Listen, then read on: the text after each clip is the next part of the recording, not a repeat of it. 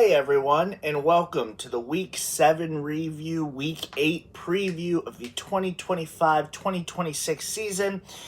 As you have already noticed, I am not joined by Joel Gibson tonight. I think he's puking his guts out somewhere. But I hope he feels better, and I hope you guys can bear with me as I try to go through this solo. It's been a while since I've done a solo one of these. In fact, I can't even remember the last time I did a full note by myself. But as always, I'm your commissioner, I'm your champion, I have the trophy. You get to see the whole trophy today because it's not blocked by any screens or anything. So take a look at that. Still haven't engraved anything, all blank, nuts, still pretty confident, still feeling confident. So with that being said, I'm just going to get right into it here. The first matchup of the week was Neiman versus me, the champs matchup. It was not hard to beat Neiman. Now, he didn't have Sabonis. I think Embiid sat. But I did miss a game from LeBron. I did miss a game from Cat. Booker was out all week. But, no, at the end of the day, it felt pretty good. I know Neiman was missing a few more pieces as well. So, it went how everybody knew it would go. So, nice for me to get the win here. On to the next one. The matchup of the week was Doug versus Kyle, and Kyle proved he's the real deal. Doug does not have Wemby right now, so it's tough to gauge where he's at, but Kyle took care of it pretty handedly. It was fun to watch. And, this is definitely going to be a huge, piece as we get into the playoffs. This game specifically could even determine number 1, number 2, number 3 seed, whatever it might be. So huge playoff implications here. And Kyle gets the win, so very solid for him. Next matchup is CJ versus Joel. I had CJ at 4 and Joel at 5. Doug and Kyle were 1 and 2. And Neiman was 6 and I was 3. I am so terrible at listing the power rankings before the matchups. I feel like I do it almost every week, where I will forget the first 3 and then go back into it. The matchup we're on right now is CJ and Joel. Joel won. CJ went down to, I think, 11 free agency dollars now. That's a very, very low number. So... It's so tough, and now with this win, Joel moves back into the top 4 conversation. There's nothing I can do about it. I'm sure he is bummed out that he can't be here to gloat. CJ is just moving, with 11 free agency dollars, it's tough for me to say that CJ is going to finish any higher than the top 5, but... maybe he wins his first playoff matchup. I don't know. But things are not looking good in CJ. He does have his 2026 pick, so we'll see how things play out towards the end of the season here. Next matchup is number 11, Steven, trying to get his first win against number 7, Adam. He does not do that. Adam wins. It was a lot closer than I thought it was going to be.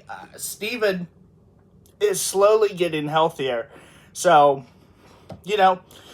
we'll see. Maybe he'll snatch that one this coming week.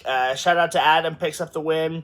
Next matchup is Eric versus Jake. Jake was also looking for his first win. He also did not get the first win. Eric wins this one.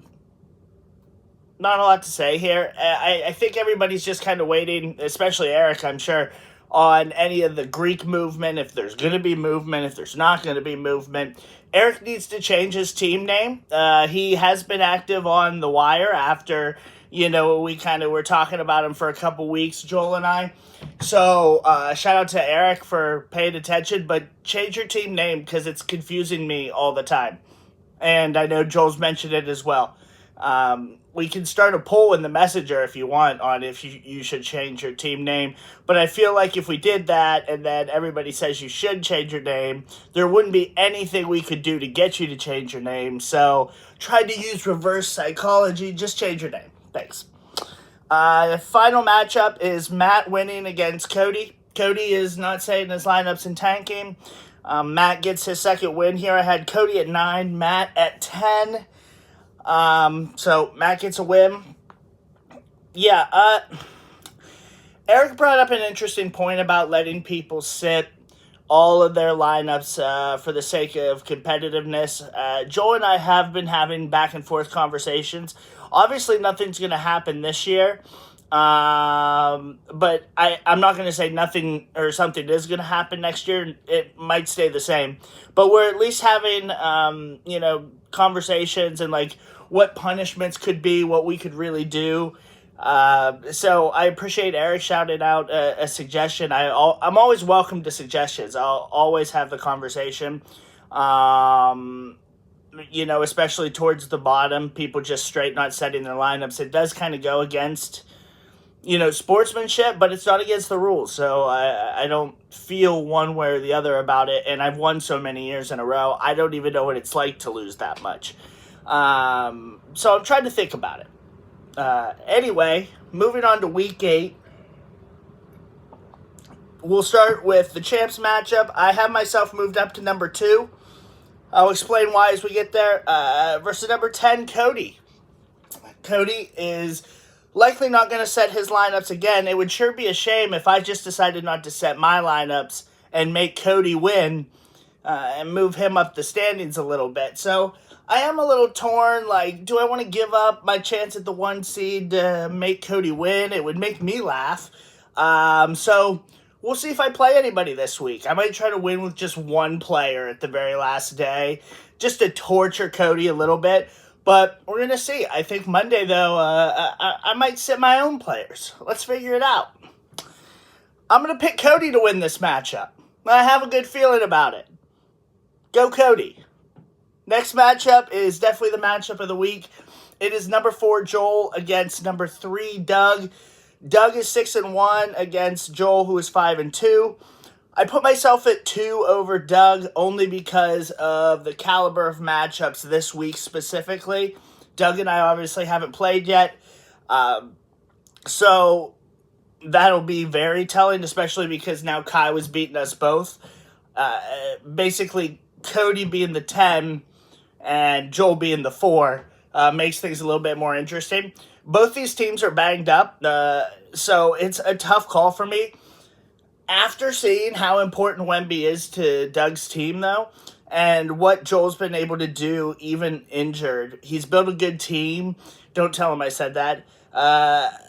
Around his guards, and I think that that's going to really give Doug some problems. So I'm actually going to take Joel here, and this also might be a little bit of a biased pick, because from what I understand, I think Doug and I will be playing in Cody's Fantasy Football League this week. And 2 favorites, in my opinion. Playing in the first round seems kind of sad, so I'm angry at Doug. So I'm going to pick Joel.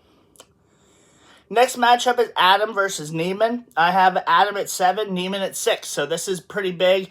Adam's at 3-4, Neiman's at 4-3.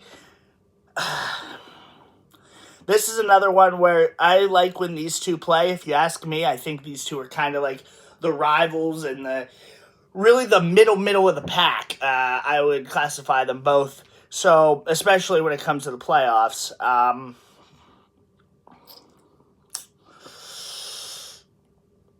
I'm worried about Embiid.